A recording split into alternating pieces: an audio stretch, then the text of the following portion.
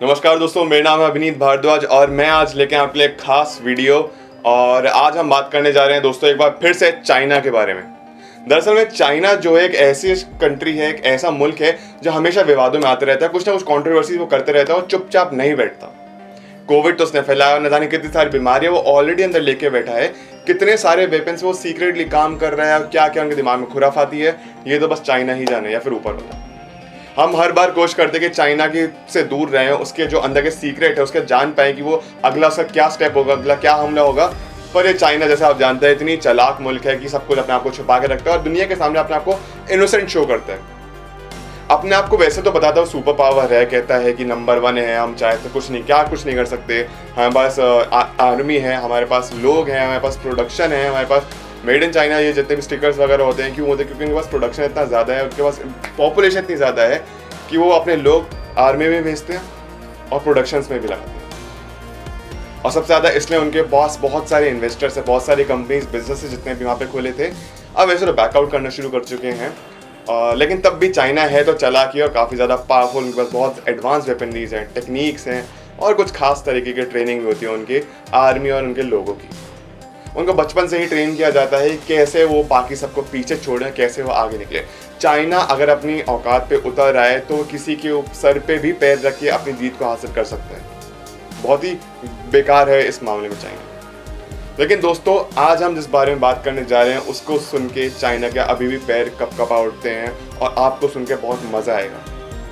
दोस्त चाइना ने अभी इंडिया को काफ़ी टाइम से परेशान कर रखा है। 72 के युद्ध में जब इंडिया हारी तब भी वो शांत नहीं है, उसको सेटिस्फैक्शन नहीं मिला।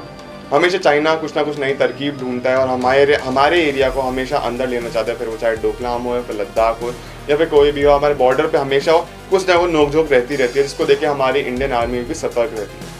वैसे अगर मुकाबले की बात आए तो हमारी पैदल फौज चाइना के मुकाबले में बहुत ज़्यादा पावरफुल है। और अगर कभी चाइना एक बार फिर से अटैक करने की कोशिश करता है तो इस बार उसको धूल चटा देंगे हम लोग।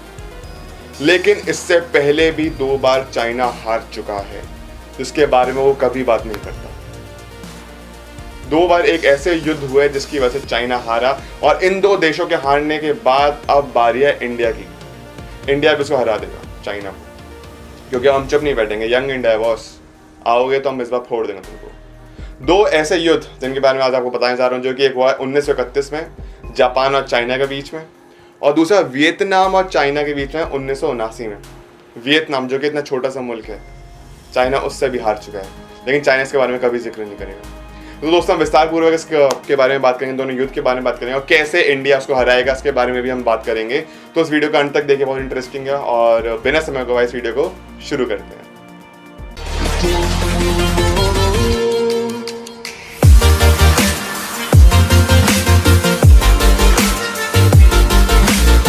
तो दोस्तों ये बात है 1931 की, वर्ल्ड वॉर 1 के आसपास की बात है।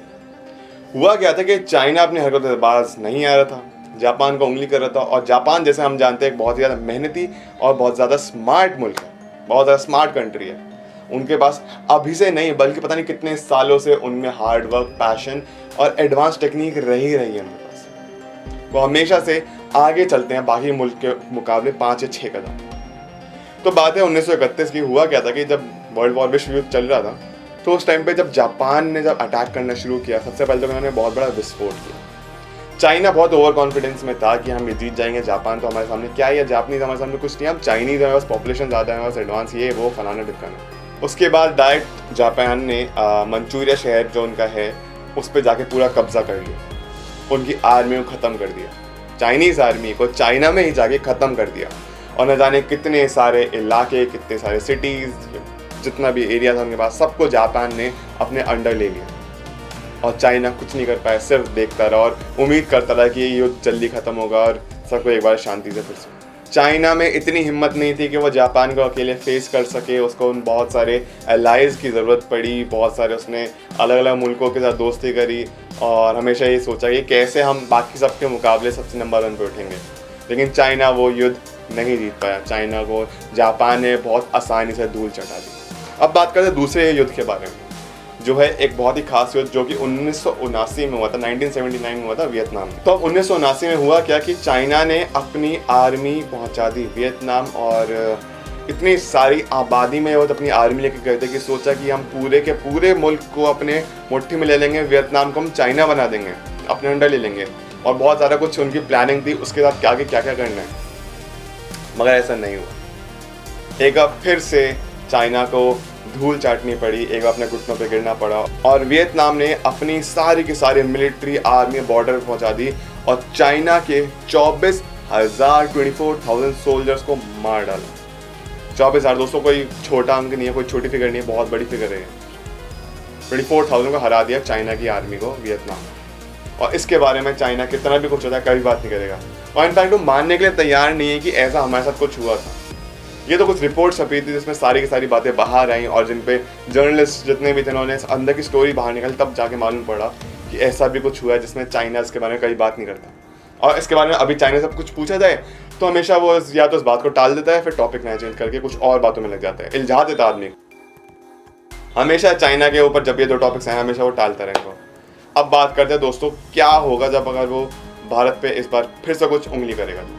दोस्तों 2019 की एक रिपोर्ट है जिसके मुताबिक जो चाइना भी अपनी हरकतें कर रहा है, अपनी आर्मी बढ़ाई जा रहा है सीमा पे, इस बार भारत के इंडेक्स को देखते हुए, जैसे हमने अभी लास्ट कुछ ईयर्स में जैसे हमने पुलवामा हो गया, फिर जितने भी अटैक्स हुए, उरी हो गया, उसके हिसाब से देखते देखते अभी हम बहुत आगे पहुंच चुके हैं। पीओके हो या फिर कुछ भी हो, अगर इस बार कोई हम पे अटैक करेगा, कुछ भी हमारे बारे में गलत सोचेगा तो हम चुप नहीं बैठेंगे, उन्हें घर में घुसकर उनको जान के मारेंगे। अब ऐसे कुछ जो अभी आपने जैसे मैंने कुछ टाइम पहले बताया था कि डोकलाम पे जब तो अभी जैसे अभी कुछ टाइम पहले चाइना ने लद्दाख पे ऐसे हरकतें शुरू करी, अपनी सेना बढ़ा दी, तो इंडियन आर्मी इस बार पीछे नहीं हटी, इस बार चुपचाप नहीं बैठी, उसने भी अपनी ढेर की ढेर आर्मी आगे भेज दी बॉर्डर पे कि अगर कुछ भी होगा, कोई भी चाइना हरकतें करेगा तो सीधा खात्मा कर देना चाहिए। चाइना ने अभी ऑलरेडी पूरे विश्व को परेशान कर रखा है और फिर भी वो अपनी हरकतों से बाज नहीं आती। अगर चाइना को हमको रोकना है, फिर किसी को भी रोकना है, तो बस सीधा ये है कि चाइना को उसको अपनी हैसियत दिखाओ कि तुम चुप बैठो, हम भी किसी से हम कम नहीं है, हम भी चुप नहीं बैठेंगे। और ऐसा ही होगा रिपोर्ट के अकॉर्डिंग आगे जाके, क्योंकि ये रिपोर्ट बहुत सारी रिसर्च वगैरह के बाद जाके बनी। इसमें यही देखा गया कि अगर इंडिया आता है तो इस बार टैक्टिकल में स्ट्रेंथ में सब कुछ मोबिलिटी के हिसाब से और बाकी कंट्रीज के एलाइज के हिसाब से इंडिया ईजिली फतेह पा लेगा चाइना पे। तो दोस्तों ये थी आज की वीडियो, मैं उम्मीद करता हूँ पसंद आई।